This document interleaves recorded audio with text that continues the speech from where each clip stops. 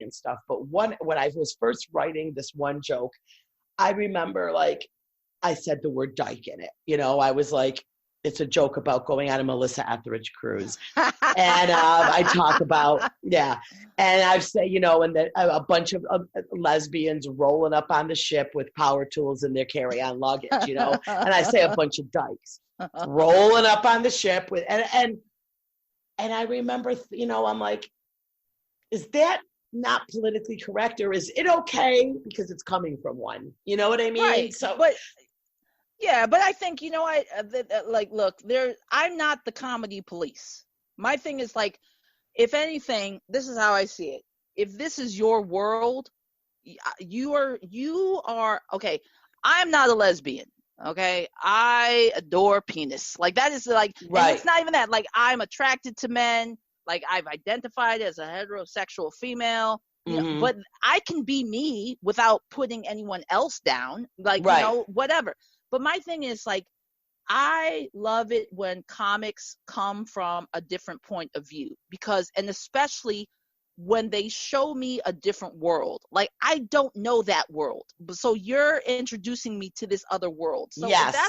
if that's the vernacular and the ways, it's like watching National Geographic. Okay. You're my tour. You're Sir, what's his face? That British dude. Like you're taking me on this hilarious tour of your world. Right. So if that's part of what it is, then you can use whatever terminology you want. Now the danger is if you are offended by straight people using the, you know, saying dyke, the problem is like you got to decide, you know, are you going to tell the audience, look, dyke is my word, not your word? You know, it's right. Almost like black people in the N-word, you know what I mean? Right. Well, I'm not going to be getting up on stage saying N-word either, you know what I mean? But right.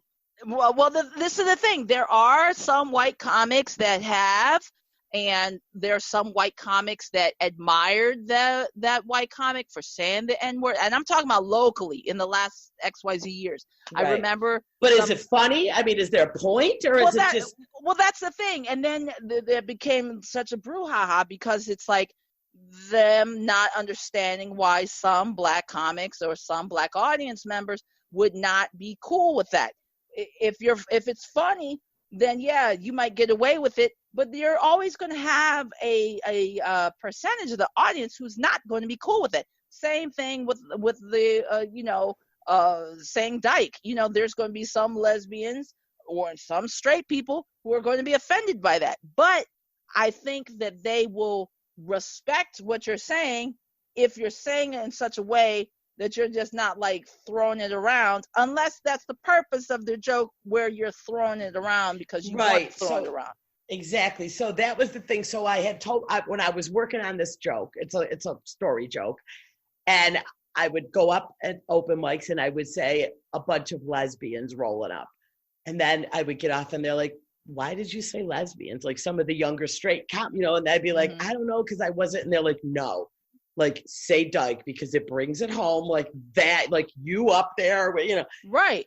And they're like, and you can say it, it's who you are, it's, you know what I mean? Yes. So for me, like there's certain things where I do you know. I think it depends on your audience too. This is why it's important. Like this is what I try to do. I don't always get to do this, but as a practice, best practices, I try to get to the venue early enough so I can see who my audience is. Oh, yeah. And I learned that from other comics.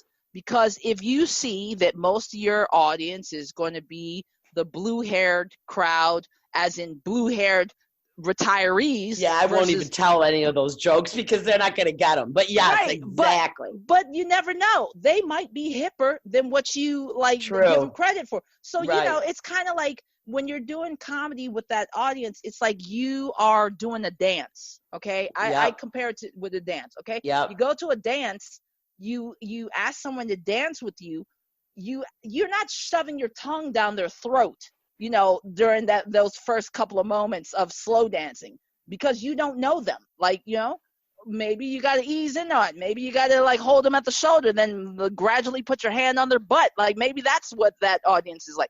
So, but some audiences, they like that shoving in the tongue down the throat because they want that shock level of it, but each audience is different, so it's up to you as the comic to feel them out.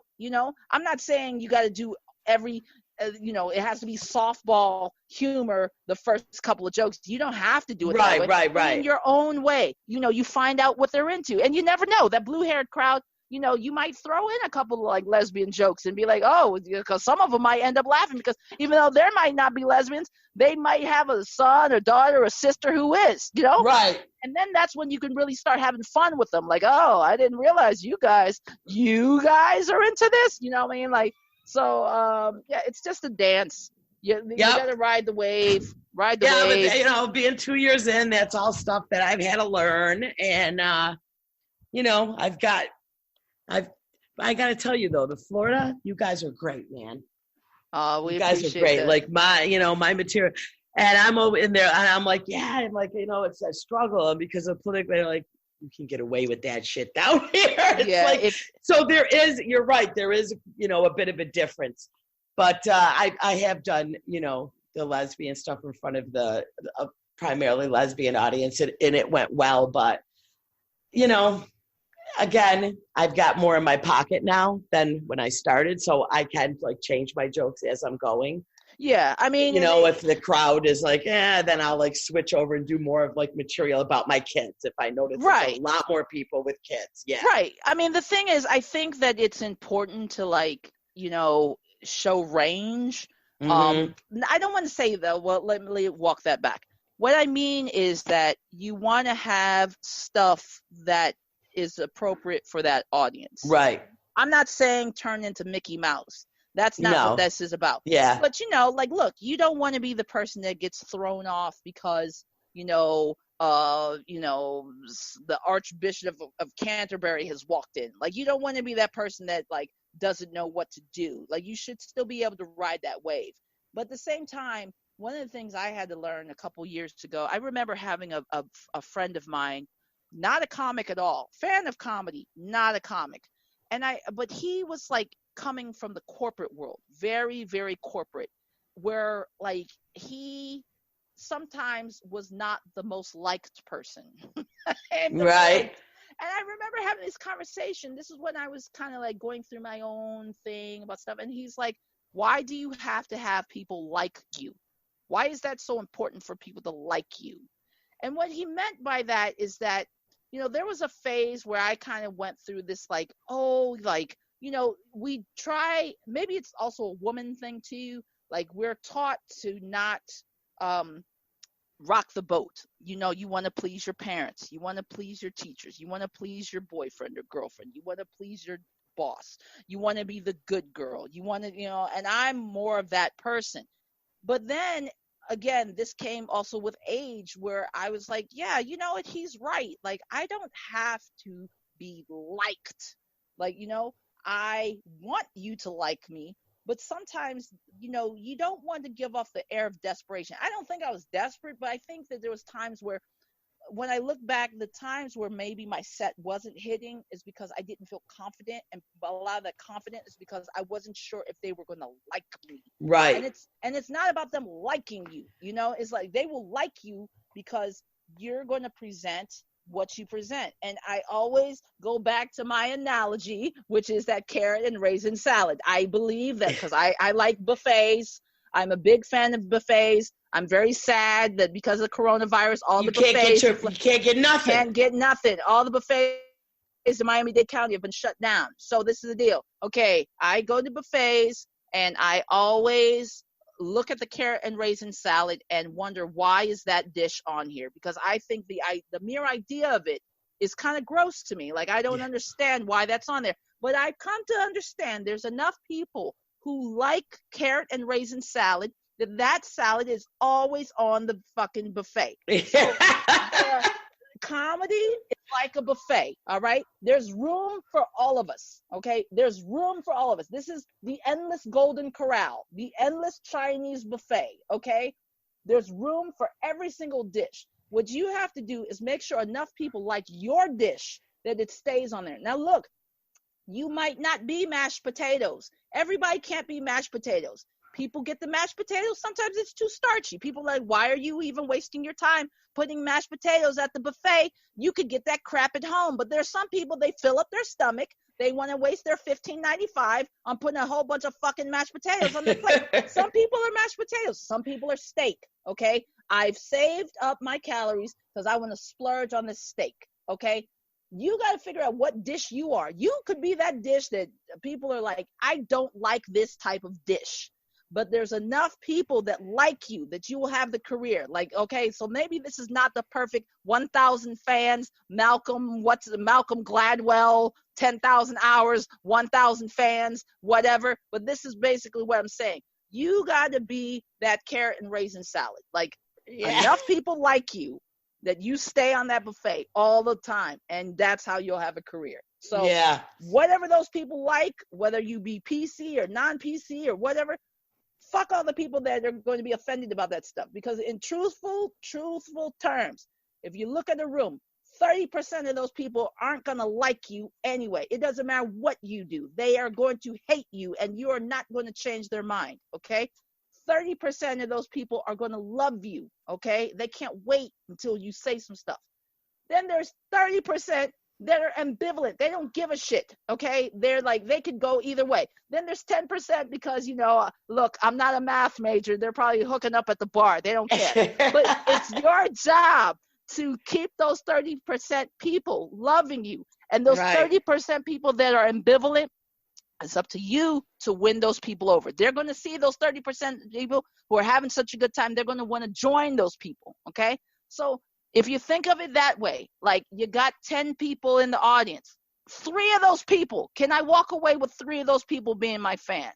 Or 30 people or whatever the hell it is, And then forget about all that other nonsense. You don't have to worry about any of that other stuff. 30%. You aim for 30%. Yeah, when do you, so how long do you think it is before we're ever going to be able to do comedy in front of an audience again? Oh my God. Well, I really have come to understand that every part of the country is so different. Because down here, I mean, we're really getting torn up because, not only do we have like an older population. Oh, I'm so worried. And then we have, our economy is so heavily dependent on tourism, travel, entertainment. Like, I mean, it's really, really, we're taking a beating here on this stuff, okay? I think that I'm hoping that we'll be good. I'm optimistic. I'm hoping like maybe late May, mid-May, late May, but I'm hoping we're not doing this too early to the point that we kind of like just kind of forget about our social distancing and I'm just for you guys, I'm concerned because you do have so many older people there. That's very concerning. Things, I'm upstate, our numbers are not nearly as bad as the city, obviously, but I'll tell you what, I had just got booked on some great shows before this happened. Oh, man. And if I don't get those back, I'm a cut a bitch, okay? I got Jessica Kirson for September. Man. So let's just cross our fingers. She's coming in September, and I'm she's bringing her opener, but I got the hosting. So wow. Well, you know what you should do in this time of coronavirus? This is a prime time to reach out to people. You should reach out to her and just be like, of course, don't be creepy about it, but like reach out to her and say like, hey, like just try to like connect, like Facebook, like make some nice comments. She's a really nice person. Yeah. Well, the club is the one that, he's like the Jessica's yours if she comes for sure, Yeah, but I think what you should do is like, I mean, look, you have to navigate things the way you want to, but like, she's very active on social media. Oh yeah, I message with her a lot. Yes, stuff. So definitely, like, this is the time. There's a lot of people with a lot of fucking time on their hands. Mm-hmm. All right, a lot of people. They don't have a partner. They don't have kids. They don't have family. They have a lot of time. So this is the time that I think that it would, like, especially with your podcast, reaching out to people, like, look, they might not be on you as long as I have been. on with you. But, you know, even if you say, hey, you know, could you do a 10-minute interview on like